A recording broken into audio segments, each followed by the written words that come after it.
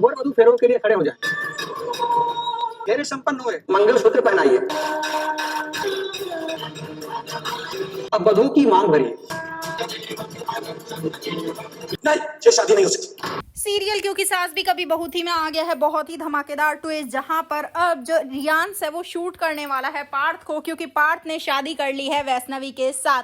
जी हां, आने वाला एपिसोड काफी धमाकेदार होगा। आपको पता ही होगा कि सीरियल में 10 साल का लीप आने वाला है और उससे पहले पार्थ और रियो इन दोनों का अंत होने वाला है, इन दोनों की डेथ होते हुए नजर आएगी। वेल, यहाँ पर आप देखेंगे कि एक तरफ जहां जो तुलसी होती है उसने जब रियो और वैष्णवी की शादी फिक्स करवा दी होती है, सबके सामने कह दिया होता है, तो यहाँ पर पार्थ कहीं ना कहीं टूट रहा होता है। वो जैसे जैसे वैष्णवी को रियो के साथ देखता है, लेकिन बेचारा कुछ कर नहीं पाता। अब यहाँ पर ये सब देख रही होती है तुलसी भी, और वो वैष्णवी से कहती भी है कि अगर तुम्हें फर्क पड़ता है तो तुम ये शादी तोड़ दो, मैं पार्थ के साथ फिर से तुम्हारी शादी करवा दूंगी। जिसके बाद अब वैष्णवी मना कर देती है और कहती है कि नहीं, रियो मेरी इज्जत करता है, मेरी केयर करता है, मेरी हेल्प करता है, वो लड़का ही मेरे लिए सही है।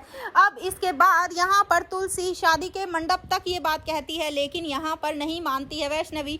तो इसके बाद अब पार्थ खुद को समझा नहीं पाएगा। वेल, यहाँ पर तुलसी उस साथ मिलकर एक प्लान बनाएगी और कहेगी कि एक काम करो, तुम जाकर वैष्णवी के साथ शादी कर लो, बाकी सब कुछ मैं संभाल लूंगी। लेकिन जैसे ही यहाँ पर अब रियांश को कमरे में बंद करके जब पार्थ खुद शादी के मंडप में बैठ जाएगा तो यहाँ पर 7 फेरे हो जाएंगे, सिंदूर हो जाएगा, मंगलसूत्र भी हो जाएगा, सब कुछ हो जाएगा और ये शादी पूरी हो जाएगी।